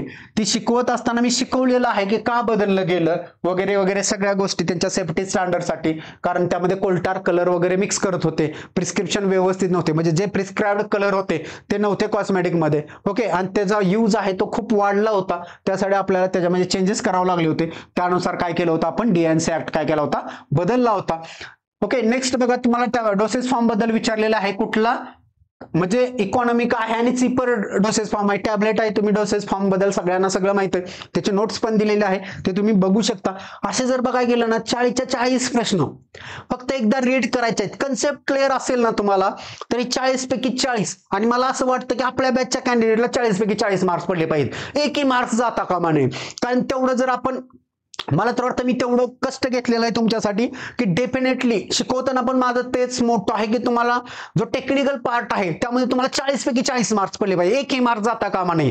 कारण तुम्हाला मी सगळ्या टेक्निक पण शिकवतोय, त्यामध्ये कन्सेप्ट पण क्लिअर आहे, फॅक्च्युअल डेटा पण तुम्हाला कुठून घ्यायचा हे पण सांगितलं. म्हणजे कुठल्याच क्षेत्रात तुम्ही काय राहणार नाही, पाठीमागं राहणार नाहीये. म्हणजे लॉजिकली उत्तर कसं काढलं पाहिजे, उत्तर येत नसताना कसं सोडवलं पाहिजे. ओके, राईट अप्रोच कसा असला पाहिजे त्या प्रश्नावर. फक्त काय शिकवलंय म्हणजे नाहीये, तर तो प्रश्न कसा सोडवायचा, त्याचं लॉजिक काय, त्याचा कन्सेप्ट काय, फॅक्च्युअल डेटा काय, म्हणजे सगळ्या बाजूने आपली बॅच काय असणार आहे ही तयार आहे. ओके, म्हणजे तुम्हाला कुठलाही स्वतः काही करायची गरज नाही, फक्त just go for the batch. तुम्ही बॅच बघा, एक कमी रिझनेबल प्राइस मध्ये काय केलेलं आहे तुम्हाला बॅच आहे ते दिलेलं आहे की जेणेकरून कुठल्याही कॅन्डिडेट, मला असं वाटतं की ह्या बॅच सगळ्या एक्झामसाठी उपयोग आहे. तुम्हाला पुढे DHS आहे. ओके, तुम्ही बघितले सगळ्या महानगरपालिकेच्या ऍड येणार आहेत, झडपीचे आहे, सगळ्यांचा सिलेबस सेमच आहे, बदल कुठंच नाहीये मित्रांनो. फक्त बदल आहे की तुमच्या विचारामध्ये तुम्हाला बदल करायचा आहे थोडासा, की जेणेकरून काय करायचं, एकदाच अभ्यास परफेक्ट करून घ्यायचा. ह्या वेळा अभ्यास करायची गरज नाही पडली पाहिजे तुम्हाला. एकदा जर तुम्ही अभ्यास परफेक्ट केला तर ह्या गोष्टी काय होणार आहेत, तुमच्या क्लिअर होणार आहेत. ओके, तुम्हाला बॅच इंटिग्रेटेड बॅच आपले ऑलरेडी सुरू झालेले आहे. इंटिग्रेटेड बॅच जरी घ्यायची असेल, ओके, त्यामध्ये 199 रुपयाला आपली इंटिग्रेटेड बॅच आहे, ती तुम्ही घेऊ शकता. ओके, त्याची ऑफर अजूनपर्यंत ठेवलेलं आहे, वाढीव ठेवलेलं आहे. तुम्हाला 31 जुलैपर्यंत तुम्ही ते काय करू शकता, इंटिग्रेटेड बॅच पण घेऊ शकता. बघा, दोन्ही बॅचचा काय फायदा आहे. इंटिग्रेटेड बॅच मध्ये मी तुम्हाला व्होकॅब्युलरी पण शिकवले. मित्रांनो, अप्रोच काय असला पाहिजे परीक्षेला. बऱ्याच जणांचा अप्रोच चुकतो, त्यामुळे परीक्षा पास होत नाही. जर तुम्ही टेक्निकल व्यवस्थित केलं 40 पैकी 40 बीट येणार. मी तुम्हाला लिहून देतो की आपल्या बॅच मधून व्यवस्थित जर तुम्हाला मी शिकवल्या पद्धतीने केलं, जे तुम्हाला टेक्निक शिकवताना मी सांगतोय ते कव्हर केले, तर तुम्हाला 40 पैकी 40 तिथे बीट येतात. ओके, मराठी तुम्ही जर 15 प्रश्न बघायला गेलं तर त्यात एक किंवा दोनच प्रश्न तुम्हाला ग्रामर बेस आहे, बाकीचे 13 प्रश्न काय आहेत, व्होकॅब्युलरी बेस आहे. म्हणून मी तुम्हाला बॅच मध्ये व्होकॅब्युलरी पण शिकवलेली आहे. Okay, right. त्याच्यानंतर जो इंग्लिशचा पार्ट आहे सेम आहे, तुम्हाला बेसिक ग्रामरवर एक प्रश्न येतोय किंवा 2, बाकीचे 13 प्रश्न तुमच्या व्होकॅब्युलरीचे आहेत. म्हणजे काय झालं, 13 आणि 13 26 प्लस हे काय आहेत तुमचे 40 हे नियर अबाउट 66 प्रश्न आहेत ते तुम्हाला कमी कालावधीत मिळणार आहे एकदम. कारण मुलं ह्या गोष्टींकडे सरळ सरळ दुर्लक्ष करतात म्हणून मी या गोष्टी काय केलेल्या आहेत, फोकस केलेला आहे की तुमचे हे 66 प्रश्न आहेत ना, हे तुम्ही खिशात टाका पहिल्यांदा, बरोबर. त्याच्यानंतर उरतो तो पार्ट कुठला, की बाबा जॉमेट्रीचे 3 प्रश्न आहेत, स्टॅटिस्टिक्सवर 2 प्रश्न आहेत, म्हणजे ते 5 प्रश्न झाले.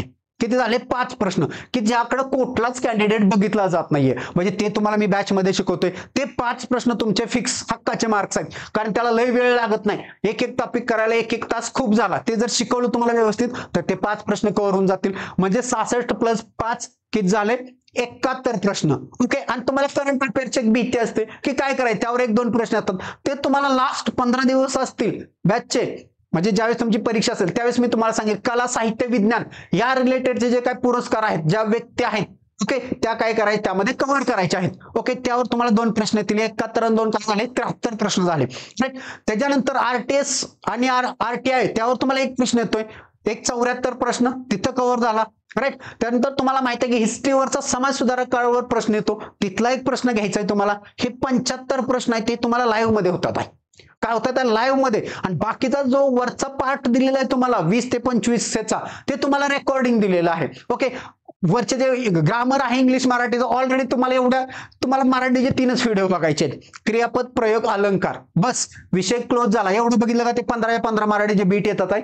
इंग्लिशचं तुम्ही बेसिक ग्रामर बघितलं, 3 व्हिडिओ आहेत, 3 व्हिडिओ बघितलं ते येतात. म्हणजे हे 4 प्रश्न ऍड केले तर 80 प्रश्न तुमच्या हातात आहेत. हे तुम्हाला मार्क्स मिळणारच आहेत मित्रांनो. तुम्ही जर याच्यावर आणि तुम्ही इरेलेव्हंट बेस करत बसला तर मग तुम्ही पास व्हायचे चान्सेस कमी होतात. 80 प्रश्न म्हणजे 180 बीट तुम्हाला फिक्स मिळणार आहेत. इथं मार्क्स जायचे चान्सेसच नाही तुमचे कुठल्याच पद्धतीनं. वरचे 20 प्रश्न आहेत बाबा बुद्धिमत्तेचे टॉपिक पण मी ऑलरेडी तुम्हाला सांगितलेले आहेत की कुठले टॉपिक फोकस करायचे आहेत. त्याची लेक्चर बघून घ्या. ऑलरेडी मी तुम्हाला सगळ्या गोष्टी रेकॉर्डेड दिलेल्या आहेत. त्या तुम्हाला टार्गेट पण दिलंय की एका दिवसात 2 लेक्चर बघून घ्या. म्हणजे टोटल रेकॉर्डिंग किती आपलं बुद्धिमत्ताचं 15 तासाचं रेकॉर्डिंग आहे फक्त. मग ते तर बघायचं म्हणलं 15 तास तर 3 दिवसात पण तुम्ही बुद्धिमत्ता संपू शकता. म्हणजे तिथं तुम्हाला हक्काचे मार्क मिळून जातील. गणिताचे तुम्हाला टॉपिक दिलेले आहेत 5-7 मेजर, ते तुम्ही कव्हर केले तर गणिताचे मार्क्स मिळून जातात तुम्हाला, बरोबर.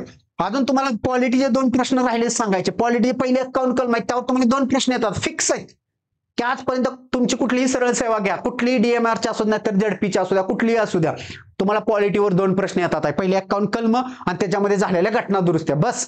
ओके. एवढं जरी माहित असलं तर तुम्ही 2 प्रश्न स्ट्राईक करू शकता तिथं. म्हणजे ते 2 प्रश्न येऊन जातील तुम्हाला. विज्ञानावरचा 1 प्रश्न येतोय, 9वी-10वीचं विज्ञान मी तुम्हाला क्लिअर करून देतोय, त्याच्यावरचा 1 प्रश्न. म्हणजे किती प्रश्न झाले? जवळजवळ 83 प्रश्न झाले की हे तुम्हाला येणारच आहे. क्वालिटीचे 51 कलम मधला 1ही प्रश्न चुकत नाही. विज्ञान मधला 9वी-10वीचा 1ही प्रश्न तुमचा चुकत नाही. जॉग्राफी तुम्ही 4थीचा ओल्ड जॉग्राफी केला तिथं महाराष्ट्राचा भूगोल आहे आणि 5वीला काय भारताचा भूगोल आहे. राईट. सायमल्टेनियसली तुम्ही 9वी-10वीचा भूगोल बघून घेतला महाराष्ट्र आणि भारताचा, बस त्या बाहेर तुम्हाला भूगोलावर प्रश्न नाही. पाठीमागच्या वेळी तुम्हाला आसपासच्या कंट्री विचारल्या होत्या, ते जर कव्हर केला म्हणजे त्यात कव्हर केले त्या भूगोलमध्ये. तुम्ही एक प्रश्न गोळा करा की एका प्रश्नानं काय करा, तुम्ही त्यामध्ये ग्रीप घ्यात चला. तुम्ही असं जर सगळ्याच गोष्टी घेऊन बसल्या तर तुम्हाला येणार नाहीत मित्रांनो. मग तुम्हाला काय करू आणि काय सोडू अशी कंडिशन होणार. त्यामुळे तुम्ही प्रॉपरली अभ्यास करणार. तुम्हाला एक मार्क्स घ्यायचा आहे, एक मार्क्स आणि एक मार्क्स काय करायचं, तुम्हाला ध्येयाकडे जायचं आहे. आणि हे सगळ्या गोष्टी आहेत ना आपण एका महिन्यामध्ये बसवून दिलेल्या आहेत सगळ्या. तुमची पूर्ण बॅच आहे ना फार्मसीची इंटिग्रेटेड बॅचची मागणी का जास्त आहे तर याच्यामुळेच जास्त आहे की तुमचा पूर्ण 100% सिलेबस मी एका महिन्यामध्ये कव्हर करून दिलाय. म्हणजे एका महिन्यामध्ये जर मुलाने प्रॉपर अभ्यास केला तर काय करेल, तो 100च्या 100% त्याचा सिलेबस प्रॉपरली कंप्लीट होईल. त्याच्यानंतर तो पाहिजे तेवढ्या रिव्हिजन करू शकतोय. ओके. आणि टेक्निकल बॅच बद्दल बघायला गेलं तर 5 दिवस मॅक्स झाले तुम्हाला. 5 दिवसात तुमची टेक्निकल सगळ्या गोष्टी आहेत त्या क्लिअर होतात, जेणेकरून तुम्ही नॉन टेक्निकल पार्टवर चांगल्या पद्धतीने, मी सगळ्यांसाठी शेड्यूल पण दिलेला आहे की कशा पद्धतीने तुम्हाला वर्कआउट करायचं आहे, की एका महिन्यामध्ये अभ्यास कसा कंप्लीट करायचा आहे. त्या सगळ्या गोष्टी म्हणजे तुम्हाला काही करायचं नाहीये, फक्त जी गोष्ट सांगितली ती गोष्ट फॉलो करायची आहे आणि त्या पद्धतीने लक्षात ठेवायचं आहे. लेक्चर व्यवस्थित ऐकायचे आहेत. जे व्हिडिओ लेक्चर्स आहेत सगळ्या गोष्टी त्या व्हिडिओ लेक्चर्स मध्ये दडलेल्या आहेत मित्रांनो. नोट्स मार्केटमध्ये तुम्हाला अशा पण मिळून जातील. मी सगळ्या पुस्तकांची नावं सांगितली तुम्हाला, हे कुठून घेतलं कुठून नाहीये हे सगळा डेटा आहे ऑलरेडी तुमच्याकडं. पण त्या डेटा वाचायचा कसा, त्या डेटामधून काय घ्यायचं ते तुम्हाला बॅच मध्ये दिलेलं आहे आणि त्यासाठी तुम्हाला ती बॅच गरजेची आहे. ओके. बॅच असं नाहीये की तुम्ही केली पाहिजे, बॅच का करावी, तर तुमचा टाइम कमी होऊन जाईल. तुम्हाला जे 2-4 महिने लागणार आहेत अभ्यासाला ते तुम्ही एका महिन्यामध्ये सगळ्या गोष्टी काय करताय, कव्हर करताय. त्यासाठी तुम्हाला बॅचची गरज आहे. राईट. हे फार्माव्हिजनचं ऍप आहे. ओके. माझा कॉन्टॅक्ट नंबर दिलेला आहे तुम्हाला इथं. हा कॉन्टॅक्ट नंबरवर तुम्ही कधीही फोन करू शकता. बॅच बद्दल माहिती घेऊ शकता. तुम्हाला इन डिटेल मध्ये दिलं जाईल. ओके. हा युट्यूब चॅनल आहे. टेलिग्राम लिंक आहे बघा, PV फार्मसी ऑफिसर किंवा फार्माव्हिजन करिअर अकॅडमी म्हणून तुम्ही जॉईन करून घेऊ शकता. ही ऍपची लिंक आहे तुम्हाला डिस्क्रिप्शन मध्ये. हे सगळ्या गोष्टी आहेत ते काय मिळून जातील. ओके. ही बॅच तुम्हाला लाईव्ह प्लस रेकॉर्डेड स्वरूपात आहे. या बॅचच्या तुम्हाला नोट्स मिळणार आहेत. टेक्निकलच्या टॉपिक वाईज तुम्हाला क्वेश्चन मिळतील, जेणेकरून तुम्हाला तो पुन्हा गरज नाही पडेल. एकदा शिकला, नोट्स वाचली, त्याच्यावरचे प्रश्न सोडवले, त्यानंतर परीक्षेला कुठलाही प्रश्न येऊ द्या त्या टॉपिकवर, तुम्ही काय असणार आहात, एकदम परफेक्ट असणार आहात. ओके. ही बॅचेस म्हणजे स्पेशालिटी आपल्या बॅचची की तुम्हाला कन्सेप्ट प्रश्न नाही तर तुम्हाला इन डिटेल मध्ये त्या बॅच मध्ये काय केलेलं आहे, सगळे कन्सेप्ट क्लिअर केलेले आहेत की जेणेकरून तुम्हाला असं वाटलं पाहिजे की आयुष्यात पुन्हा एकदा फार्मसी शिकावी. अशा पद्धतीने मी तुम्हाला काय केलेलं आहे, फार्मसी शिकवलेलं आहे त्यामध्ये. ओके. तुम्ही ऍप मध्ये जाऊन ऍप डाउनलोड करून बघू शकता. मी तुम्हाला तिथं इंटिग्रेटेड बॅच मध्ये डेमो लेक्चर पण ठेवलेले आहेत फार्मसीचे, की ज्यांना बॅच लावायचे. ओके. नॉन टेकचे पण ठेवलेले आहेत, टेक्निकलचे पण ठेवलेले आहेत. दोन्ही बॅच अवेलेबल आहेत आपल्याकडे, technical plus integrated. Integrated batch आहे 1999 फीज आणि तुमच्या टेक्निकलची फीज आहे 1199. ओके. ही एवढ्या कमी पैशामध्ये तुम्हाला नोट्स, त्याचे MCQ या सगळ्या गोष्टी काय केलेल्या आहेत त्यामध्ये तुम्हाला प्रोव्हाइड केलेल्या आहेत. ओके. ज्यांना कोणाला बॅच परचेस करायचे आहेत, लोक कसा वेळ न घालवता तुम्ही काय करा, बॅच परचेस करा, जेणेकरून तुमचा अननेसेसरी वेळ जाणार नाही विचार करण्यात. जेवढं तुम्ही पुढे जाल तेवढं काय होणार आहे, तुमचं जे यश आहे ते काय होईल, एक्सटेंड होत जाईल. तुमचा अभ्यास काय होईल, एक्सटेंड होईल. म्हणून कमी कालावधीत तुम्हाला जास्त करायचं असेल तर हाच वेळ आहे, कारण खूप चांगल्या जागा आहेत. पुढे पण तुम्हाला DHS चे आणि सेम सिलेबस आहे, DMAR, DHS, ZP, कारण पुढच्या 2 महिन्यात DHS चे ऍड येते. म्हणजे तुम्ही DMR मधून बाहेर पडताय न पडताय तोपर्यंत DHS येते. म्हणजे तुमचा अभ्यास आहे हा कुठेही वाया जाणार नाही, तुम्हाला उपयोगाला येणार आहे. फक्त तुम्हाला कंटिन्युटी आहे ही काय गरज आहे, शेवटपर्यंत मेंटेन ठेवायचे, जेणेकरून काय होईल, तुम्हाला पुढची पण परीक्षेमध्ये काय होईल, इझिली तुम्ही काय होऊ शकता, पास होऊ शकता. ओके. इथं आपण थांबूया. धन्यवाद.